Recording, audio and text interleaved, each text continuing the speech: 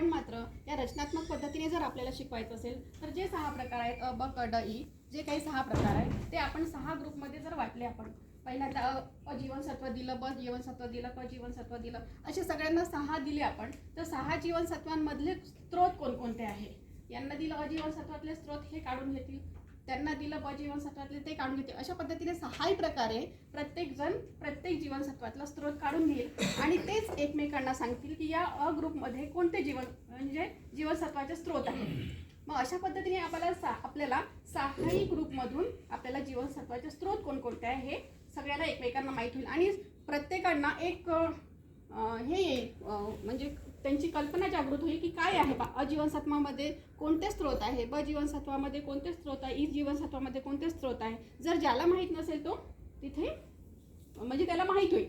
गटानुसार. तर मला हे एकच म्हणायचं आहे की बा जर आपण व्याख्यान पद्धतीने जर शिकवलं तर जीवनसत्व म्हणजे काय, त्याची व्याख्या, त्याचे प्रकार हे आपण शिकवत असतो. तर तसं न शिकवता जे 6 जीवनसत्व आहे ते आपण जर गटागटाने जर करून घेतलं तर आपल्याला लवकर ते शिकता येईल आणि विद्यार्थ्यांना देखील शिकवतील, म्हणजे विद्यार्थी देखील लवकर समजू शकेल आपल्याला. तर हा